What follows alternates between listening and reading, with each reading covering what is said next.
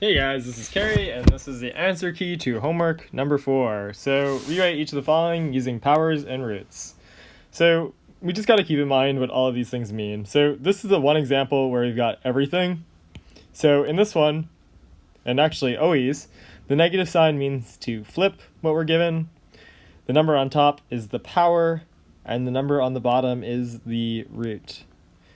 So let's start with some of the easier cases. If we look at case A, then we're going to flip it because of the negative, and the power stays as 2.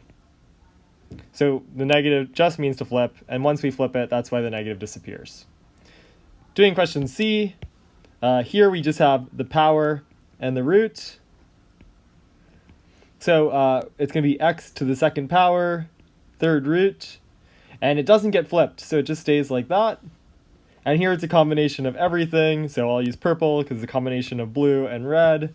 So we're going to flip it, power, root. So we flipped, we powered, and we rooted. Cool. Notice that none of these are negative, which I think is pretty interesting. The exponent has nothing to do with making it negative. Rewrite each of the following as x to a single power, negative and fractional powers allowed. So kind of the questions that we want to answer here when we're thinking about what the powers are going to look like are the same as what we thought about here, which is it flipped? What's the power?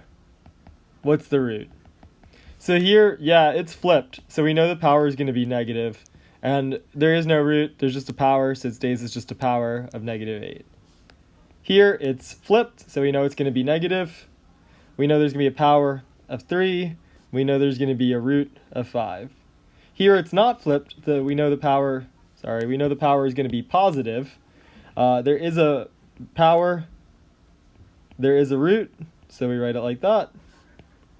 So just to make sure you understand, think to yourself for a second, why are these two negative exponents, but this one is a positive exponent? So just think about that for 1 second and make sure you understand it. Why is that? All right, moving on to question number 3. Completely simplify the following so that no negative exponents remain. Wow, complicated one here, but we know that the negative exponents just mean to flip, so we're going to be flipping all of these. So that will give us 18 a cubed a squared b to the 5th from these two, divided by 15 b to the 8th from flipping this one. Now 18 over 15 can be reduced by 3, so we get 6 over 5. A cubed times a squared, that's really this, which is really a to the 5th. And then b to the 5th over b to the 8th, that's going to be 5 b's on top, divided by 8 b's on the bottom. And many of these b's are going to cancel out. In fact, we'll only be left with 3 b's on the bottom. So that's that. Completely simplify the following so that no negative exponents remain. We distribute the -1 to each of them. That gives us a to the 7th, b to the -3rd. This one needs to flip, so we get a to the 7th divided by b to the 3rd.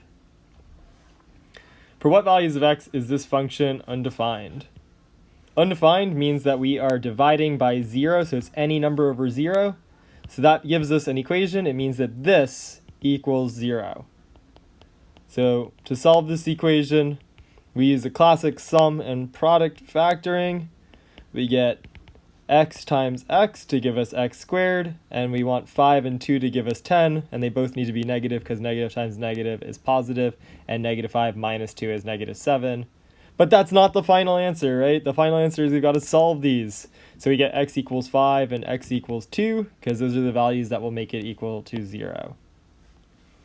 Where will this function have a vertical asymptote? So we learned that a vertical asymptote, this occurs when the function is undefined.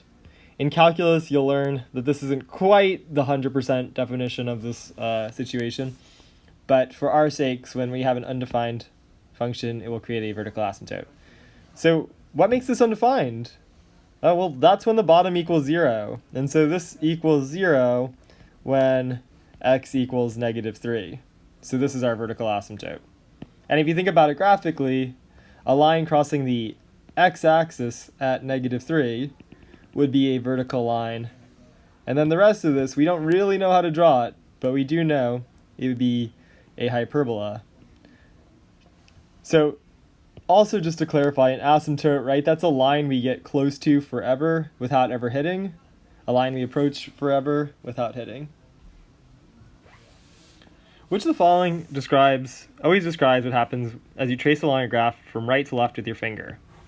So you've got some graph, and as we trace from right to left,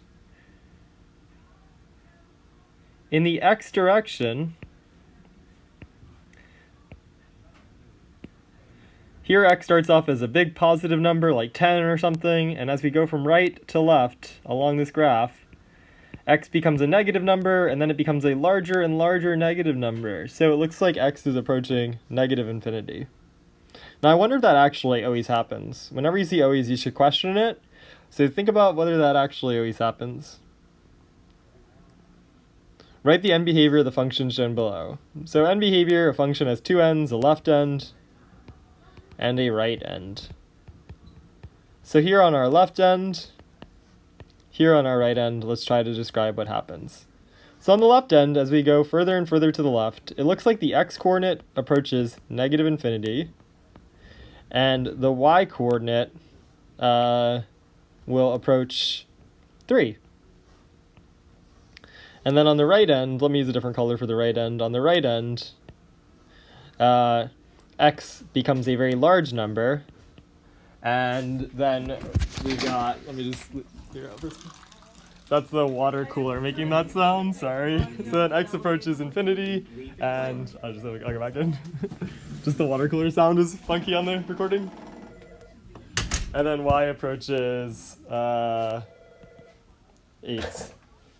because that's the line y equals 8.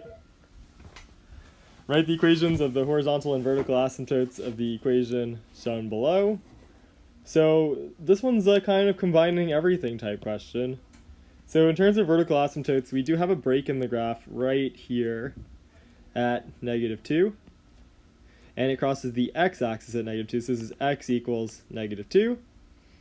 For the horizontal asymptotes, those are going to be the horizontal lines that, well, asymptote, whether it's horizontal or vertical, these are lines you get close to, lines you approach, maybe. So in terms of the horizontal lines we approach, it looks like we're approaching this horizontal line on this end, and then this horizontal line on this end.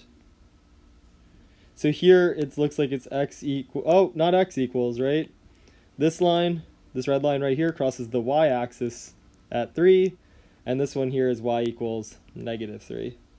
So we've got 2 horizontal asymptotes, 1 vertical asymptote, and I think we're done. See you guys in class on Thursday.